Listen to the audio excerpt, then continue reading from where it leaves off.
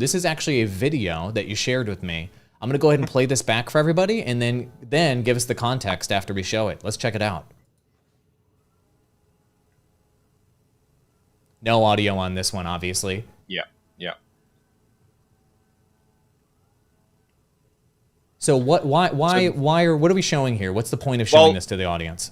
We're trying to create a modern Pokemon, and that all stems from having really, really good collectibles and not from the very start, not wanting to cheap out on any of this stuff. So what you're seeing is the final NFT artwork minus the sound.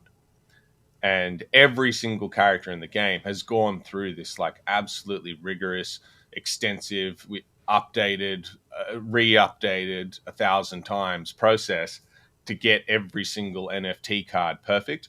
Right now, what we're doing is doing slight animation tweaks so that when the idle loops, basically you'll be getting an NFT that has 10 seconds of animation and sound, which will loop, and that will be your collectible.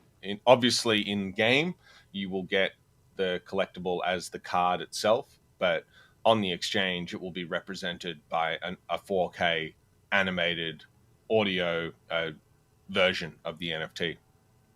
Got it. So just to clarify, what you're saying is when you get your Illuvial NFTs, you're not just going to get some still image.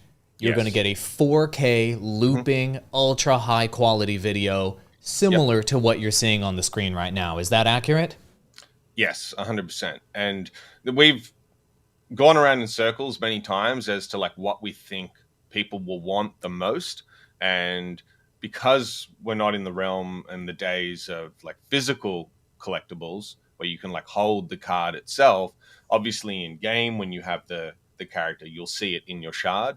But from a just pure impactful, like that's the characters you own, we wanted to showcase those as high res as possible. So having them 4K and having them in a system on the website when you own that collection to be able to cycle through the characters you own, I think is going to have more impact than compressing it to the size of the shard, even though you will have all of that in the game when you load up the game. But yes, this is what you will get outside. That's the first time. That's the first time I've learned that. And when you're looking at other NFT projects and you're shopping on things like OpenSea, it's almost hard to buy a still image unless it's remarkable or customized in some way when you see a video next to it. And so it only makes sense for us to go up to that level of fidelity since we're a AAA graphics game. Most of what we're creating can move anyway, so why not have the NFTs move as well? That makes complete sense to me.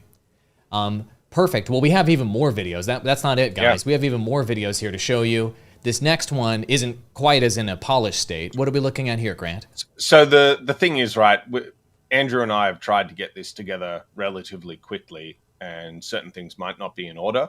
So the NFTs, to get them to that final state, go through many, many people's hands. And this is a little video showcasing the animation done on the hair strands. So when he moves, the hair strands jiggle. And all of that is simulated.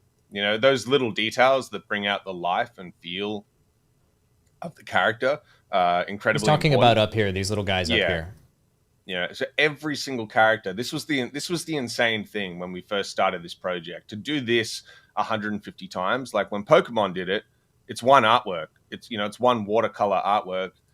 Yes, they're incredibly iconic and amazing, but the amount of work that goes into a still image versus creating a full blur, blizzard quality cinematic character that we can utilize later it's just a universe apart. And the reason why we go to all this effort for the NFT artwork is eventually these characters are going to have their personalities brought out and their demeanor brought out in animation clips. And we wanted to set up that scene for each character so that any animation updates we want to do, any little previews for releases we're doing, or showcasing certain characters online, everything is front loaded, and we've got all of that work there ready to go, so that if we want to do a cinematic cutscene of two characters fighting, all of the shaders are set up in a cinematic quality. So we've gone to as high as a quality level as you can physically go in film, CGI, cinematics, anywhere. Like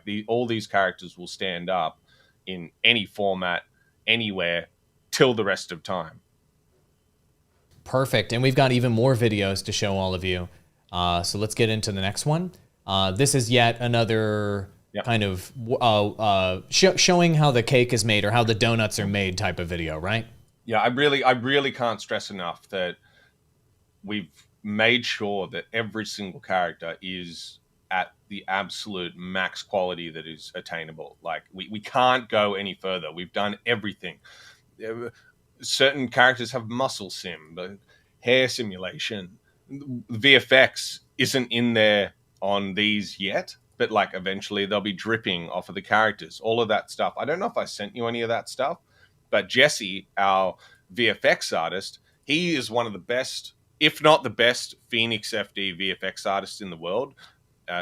Inside of visual effects, you've got like the in-game real-time VFX and then offline VFX for things like movies, like when you see like giant wave simulations and stuff like that. And we use V-Ray to render. Phoenix FD is the native VFX fluid sim software for V-Ray. I personally got Jesse onto the team because he runs a VFX training course that was very similar to my previous CGI training. And as a team, we know exactly how each other works. And as time goes on and we get closer to the game release, every single one of these characters has all their passive VFX done as well. It's madness, you know. It's how detailed we're going to with all of these.